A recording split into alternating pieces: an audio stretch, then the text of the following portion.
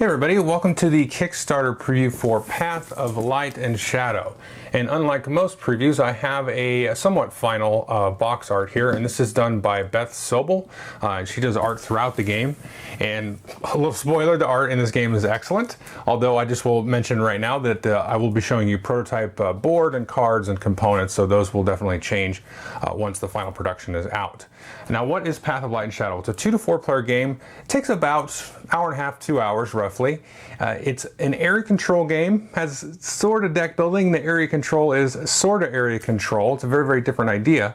So what players are doing is they are effectively like warlords who start off in villages and they kind of travel around kind of gathering people to their cause and then laying down fortifications and laying down garrisons effectively and then trying to sort of manage their growing empire and also marching around, similar to something like Alexander the Great, if you look into history, and he kind of expanded from Greece, very far east, or like Daenerys Targaryen from Game of Thrones, how she kind of is going through kind of the old lands and gathering, more and more of an army and taking over more and more territory, but also staying very much on the move. So this game has a lot of feel towards that kind of idea. So players will be running around. There's a lot of card play. There's a lot of hand management. And so there's probably more of a hand management game than a deck building game, although there are some ways that you kind of like more or less draft cards into your deck, and there's different ways that you can use them. So kind of a multi-use card idea. So let's jump into how the game works, and then I'll come back and give you my thoughts. Okay, here you can see I've got all the components laid out on the board. A couple things to note. There'll be several decks of cards. There'll be cards that you can sort of recruit depending on where you're at and located on the board. There's a different row here of upgrade cards. You can see one of these is actually face down. These are called the numeri, and these are sort of very special folks that you can upgrade, but you're not really sure what they're going to transform or level up into. And then you have a very strict kind of path. As you get more recruits, you can then dig and find the exact card that will upgrade, for example, into a trusted loyalist. Now, you also are going to get a player board of your own, which I'll show you in more detail. Everybody will have some of the same cards for starting. You can see you get 4 of these trusted followers and then 3 of the steadfast conscripts. And again, everything here is prototype, but the art looks like it's pretty close to done, at least. Now, the other thing to note that each player will also get an advisor card. So you get one of these. Everybody will have a different advisor card to start. And depending on where you have your figure here, so I've got the blue player here in a Sigil-born Ascendancy controlled area, and this is the figure there. And you can see it's going to come with little snappy bases there to color code your figures for you. And we've got this one here. I just want to show you the miniatures to give it some sense of what they're going to look like there. And we've got the yellow player here. Nice little robe and stuff there. And finally here, the last one here for the red player with a cool little hood and everything. And like I said, depending on where you start, let's see, Sigil-born, so you're going to draw then 2 cards out of that deck. So we'll start here with a Guild Hand and a Halleck Retainer. So you have added these 2 to your starting cards with a advisor card as well. And then you'll shuffle these up and then you'll draw 5 cards out of there. Now, off to the side, there will also be some of these leader cards, and you'll have to satisfy different conditions to grab these. You'll take a certain number of these out, depending on the number of players, and these will be face up, and players will be able to acquire these, and then these will stay face up in front of you and give you cool special abilities or score you points and stuff like that. Now, after everybody's taken a turn, you're going to have the start player marker here. You're going to then advance the year track here. So you're going to have every sort of 4 months or every 4 seasons, you're going to have a year, and then you're going to score at the end of each of these years and do a little bit of final scoring there at the end of the game at the end of the 12th turn. Now, a couple other things to note about the board here. We can see the red player's figure there. Above here, there is an influence track. Everybody will start with 5 influence, and that's going to go up or down depending on what happens. And then each player is going to go in an area that is a village. So you can see maybe there that it says you have 7 defense to start with, and players will take these little blocks that have sort of the symbol of the faction there and stack that much defense. So you can see here you've got 1, 2, 3, 4, 5, 6, 7, and as you start to sort of chip away, you'll peel these off, and there's other blocks off to the side, so you can kind of like make change. But this is kind of like the innate defense that's going to degrade over time. So you start to pick away at it a little bit, and that's also when other players control it as well. There'll be some innate defense there. So all of the places here on the board are going to start with a varying amount amounts of defense, and you can kind of just arrange these and stack these in different ways if you like. Now the last thing to note here is the cruelty and merciful track there. As you take different actions in the game, you're going to become more or less cruel or more or less merciful as you move up. They start off the track at the start of the game, but once they're on the track, you either have one cruelty or one merciful or more in that case. And so different actions are going to drive this, and certain actions are going to actually react on how cruel or merciful you are, and there'll be some scoring and things based on that as well. And finally, each player, like I said, is going to get their own board. You're going to have your starting deck. You got a little spot you can put your deck there, a spot for your leader over there, and then also your discard pile. So as you play cards, you kind of play them face up in front of you, do their actions, and then at the end of your turn, after you're done with all your actions, they're going to go in the discard pile, and you draw back up to your hand size. If you have to run out of your hand, then you'll shuffle your discard pile back into your deck and then go from there. You've also got little tokens here for marking kind of how far along you are on kind of these different tech tracks. These are effectively buildings that you can build in the game, and then as you sort of upgrade these, then you can get access to different abilities and different scorings, and they're going to affect the scoring at the end of the game. So let's take a look at the cards, and these are going to drive the main action of the game. So let's take a closer look here. We can see the main thing to notice about the cards is their build or their labor that they generate, and then also their strength or their attack ability. So he's got a 1 and a 1, she's got a 2 build and 1 attack there, 2 and 1, and then 1 and 2. Now he's got a little shield icon. These you kind of want to keep in your hand or have in your hand when somebody attacks one of your provinces. I'll explain that in a minute when I talk about fighting, but these you can actually play as sort of a reaction. Now some of these have different abilities here. So this one says after you play this card, you may pay an influence. If you do, this card has +2 build or +2 a fight. So he's a little bit more versatile. Now this is one of the ones that we drew. Now the other thing you can note here is the possibility to upgrade or promote the card. You can see the cost here. Now this allows you to pay either 3 labor or 3 strength to upgrade into a Halifax mercenary. So you can go from a retainer to a mercenary. Now sometimes it'll just be labor, sometimes it'll be strength, but you can go up to that, and it gives you a sense of what that card does there in terms of its stats. So that's the first thing that you can try to do there, is you could go ahead and upgrade that, and you would pay, let's see, 3 maybe labor here. We would play these 2 like this. That would cost 3 labor, and then we can go and dig through and then find this one. Then you would take this one, you would add it to your deck, and at the end of the round it would go into your discard pile. And you can see this is also worth a victory point. So this is one of the ways that you can get points, is by upgrading that. And this one goes out of your deck and it goes back into wherever the starting deck is. You can see here it has, where their starting deck is with a little symbol and some color there. Now, as I mentioned early here, the numeri here are special. You can see this, you can upgrade for cost of 6, and you get a legendary numeri, but there's no actually one to go dig out. Like I said before, the special deck of numeri are face down, and you'll just draw a random one. So this is going to give you kind of a wild range of the different powers and things that you have. Another thing you can do to manage your deck is actually cull cards. And you can see here, this guy's got a strength of 2. So when you play him, and you can cull cards up to that strength. So you got here 2 strength 1 cards, I can get rid of these.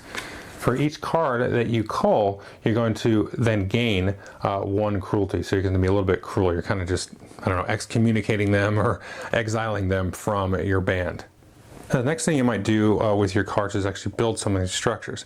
Now you can see these structures have sort of a faction aligned with them, and normally what you need to do is you need to play cards with a labor equaling that value, and you just move down. So if you wanted to build this Outland Tavern, you would need to pay 4 labor, and then you would need to pay one of those cards would have to be from that faction. However, you can see here in this case, one of our starting advisor here, the translator, says this card can be considered to be every faction, so you wouldn't need to meet that requirement. She's sort of a wild when it comes to building. And so we would pay our 4 labor and move this down here. And this is after you promote a card, gain 1 cruelty or 1 mercy. So that can help you be a little bit more flexible in terms of what you're doing with promotions and cruelty. And you can see here, as you get to the bottom of these different tracks, like down here, at the end of the game, gain 1 influence for every cruelty and mercy you have. So it wants you to be very extreme in that case. And this one says here, at the end of the game, gain 4 influence for each type of province you control. There's going to be different sort of types of province. They have these icons here on the board.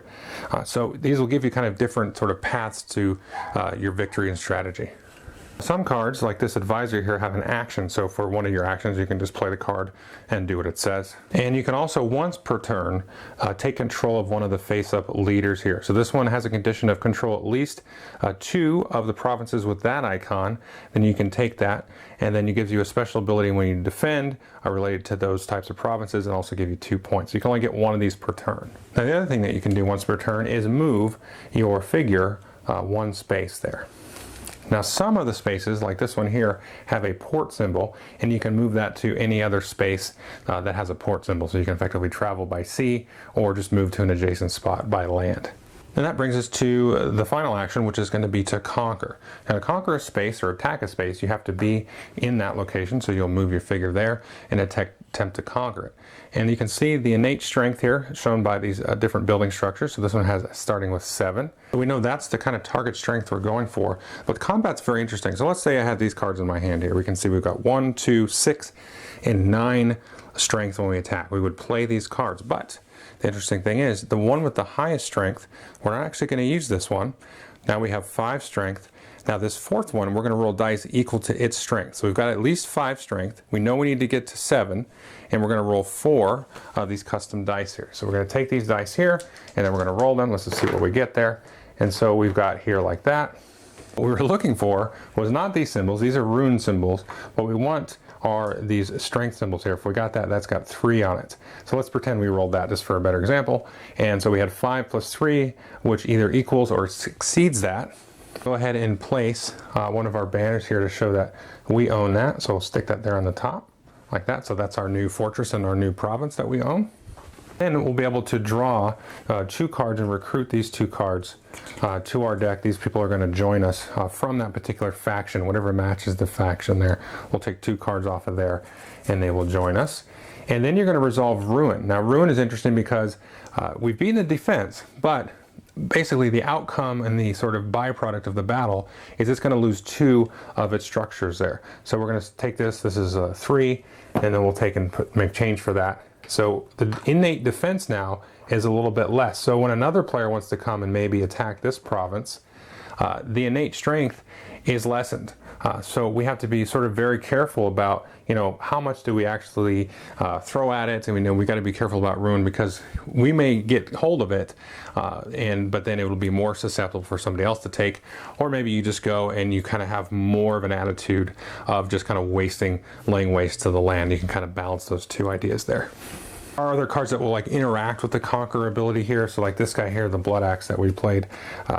You may call any cards that you recruit from this action. So if you play that, if you get some cards you don't really want, you can just call them. You don't have to waste time, getting rid of them later. Some cards will allow you to re-roll the dice as well. Of course, you can also attack a province that somebody else controls. And I don't necessarily need to be here. Maybe he's kind of moved off. He's left a little bit of a garrison here. Then the green player comes in, and then he wants to fight it. It works basically the same way, just a little bit differently. The attacker again will play cards from their hand. They're going to be looking at their strength, and again the highest value card for strength, you're actually going to roll that many dice instead.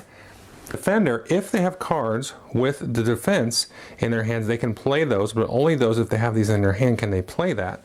I should say again, the defender, the highest value card that they play, they also will roll dice for that. They don't get the innate value there.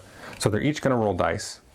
Also worth knowing that the defender is going to draw cards equal to the number of defense cards that they played, so they'll get their full hand size there after they've played these cards. Attack somebody's province, you're using your attack, the defender's adding the cards they have that they played for defense, plus whatever the innate defense is there of that. So it's always going to be a little bit tougher than it appears on the board based on whether you think they have any defense cards in their hands. You might try to time your attack that way. So you need to equal or be greater than that total attack value. Also going to look at the ruins. Now the ruins are going to be calculated a little bit differently. So let's say that the attacker rolled that, and this is what the defender rolled here. If the attacker rolls the ruins, that's going to affect the fortress there. That's going to be reduced there. The defender's ruins are going to make the attacker then also call cards up to the strength value there. You can get cards that directly ruin a province, so will reduce it, and you can also get them that will add defense back to it, although you can never go above the starting size of the defense. That's all the actions in the game. Now at the end of your turn, you'll do any kind of end of turn abilities, and then you will recruit a card off of the deck of the faction that you're in. So you'll get one card added to your deck each round. You don't really have a choice there. So you might call or recruit those like that. Now you can grab a second card out of there, and if you do, then you will actually go up in mercy there. So if you're more forgiving, you add more people to kind of your supply, and you're feeding those people, then you'll get more merciful as you go up there. Again, everybody's going to take their turns, and then we're going to go do 4 rounds, and then we're going to score, and again we're going to do 4 more, and then 4 more. We're going to score at the end of each of these, and then have a final scoring. One thing I forgot to mention actually is if you have 12 mercy or 12 cruelty and you gain more than that, you'll instead get an influence point. Now at the end of each year, you're going to score the provinces. So for each province that you control, you're going to gain influence equal to the defense value. So it's in your interest to kind of build it up, and then it kind of built back up, so you're going to score more points. So you don't want to ruin it too badly. See here, it says each player gains additional influence for each realm they control. Now each of the factions has 3 provinces that belong to them. So if you control 2 of those, then you're considered to control it.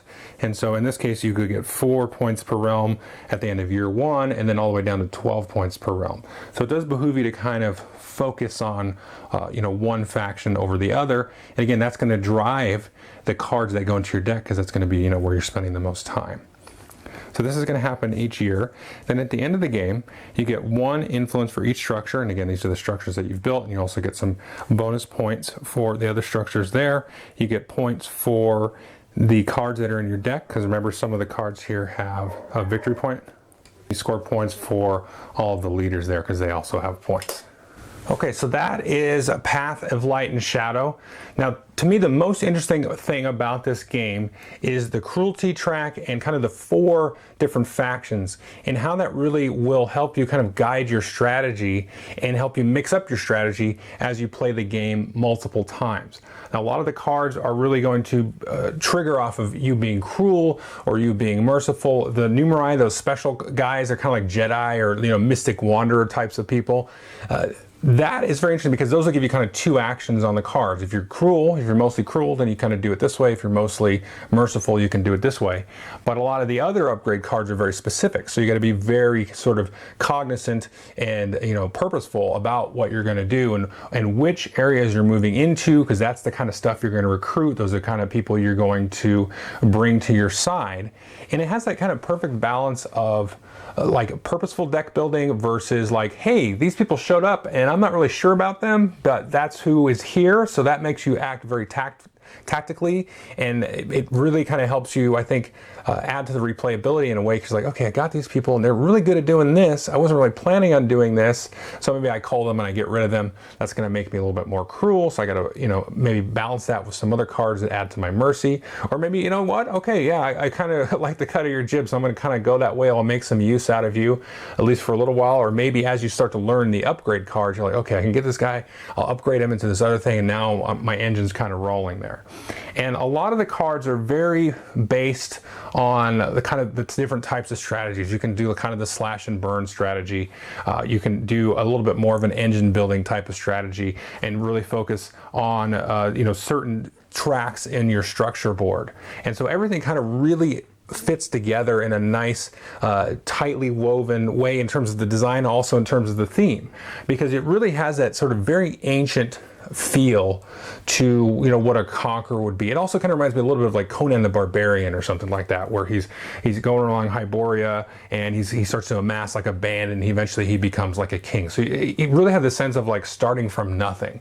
It's very much like an antiquity kind of thing, like pre-civilization or Daenerys Targaryen kind of thing. And that's really cool. You don't really see this theme in this way, done this way. So it has a kind of a civilization building feel, but it's very much the beginnings of civilization. You're recruiting these people from these different tribes, these different factions that have kind of these different idiosyncrasies and things that they're into, but it's all like before organized society before religion starts to come hold and all that kind of stuff. So it's got that real interesting feel that you have to just you have to deal with what you're given, but you can very much focus on a strategy. And there's, that's really a very, very interesting balance in terms of tactics versus strategic, because you can set out and do a long-term plan. I'm going to go full on hordes and I'm going to do this. I'm going to go to the mountains and I'm going to recruit those folks and do that. And then things are going to kind of get in the way to kind of hinder your deck and fill up your deck a little bit, and things you have to kind of get around. I like the visual style of the board here. It's really cool with all the different bricks and stuff. You can get a real sense of how strong a region is very quickly. You can see maybe I'm just going to go and slash and burn that and knock it down. So they're not going to score any victory points. I'm not really interested in getting it for myself because I've built sort of a stronghold, maybe these 2-3 regions here, and then I'm just going to try to burn your stuff down or something. Or maybe I'm going to try to take it over and see how much I can get it. Can I hold on to it right before that scoring round? So that timing is very interesting. So it's got, again, that nice blend and balance of also in the combat, the randomness and the the strategic and the purposeful, because you have all these cards and you're like, okay, if I play these 4 cards, I know I've got the attack of this, but my strongest guy, that one's going to be kind of random. It's going to get up to or maybe even higher if I roll well, the strength that I need. So it has enough of that kind of luck and sort of tension and excitement of a combat, that unknownness that I think is important in a lot of these combat driven games. But you don't feel like you're just rolling, like you're not doing a roll off of 2d6s. I roll d6, you roll d6. It gets rid of that. And you've got also the blowback and the ruin part of it, which is a really cool little thematic twist to it. And it works really well in the gameplay perspective of, hey, there was consequences to our battle. The battlements are destroyed, this building's caught on fire. The region is not as prosperous as it was because we've been sitting here fighting, so I'm not going to get as many victory points off of it. So that all that kind of stuff, that really just all really fits together in a good thematic way, so that mechanics and the theme are really, really joined at the hip here. There's just a lot to talk about. There's a lot of sort of replayability in the decks. You really want to start to learn the cards. I think for a first play, that's going to 100% be a learning game. You're going to want to just maybe pick a path and go through it, or at least study the cards just a little bit. It's going to be, I would say it's probably hard to know, how everything's going to work out. But once you get through that first play, you can see sort of the path through, the different factions and then the upgrades that they have available to them. Then you can start to say, okay, next time I'm going to do that, I'm going to be more purposeful to it, and in terms of what I'm doing. And then also the player boards as well, and how those kind of interact. So that's good, though. That's a good thing, because you're going to, if you, let's say theoretically you would play each faction twice, and or try to go that way, that's 8 plays at least. But you're not going to master the factions just by playing, going that route twice. And you can go multiple routes too. You can say, I'm going to do these 2 and see how they kind of work together, and then these 2. So those kind of combinations of what you can do are quite a bit. Last thing, which I usually talk about first, but is player count. I will say this is definitely best with 3 and 4. I had a chance to play it 2-player, and I think it works fine. I think a lot of people will actually like this 2-player, and I think the game actually works well 2-player. The full breadth and depth of the game is going to come out once you have the 3 and the 4-player, just because you've got to really juggle and watch and see who's approaching on which front, and what's Billy trying to do, and all that kind of stuff. It does work in terms of just kind of the pure kind of engine side of it, and kind of that, maybe it's a little bit more strategic. I mean, that's, it's probably barely more strategic with 2, just because you can kind of do what you will and be more forthcoming about what you do. But I will say the 2-player game is satisfying, but the epic sweep of it isn't really there with a 2-player game that you would get in the 3 and 4-player. So I think folks that maybe specifically play 2-player games will still get a good kick out of this one. But for my money, I'll play it with the full player count over that. So anyway, that is Path of Light and Shadow. Definitely take a look at the link below. There'll be a link to the Kickstarter. Give it a back and give it a look.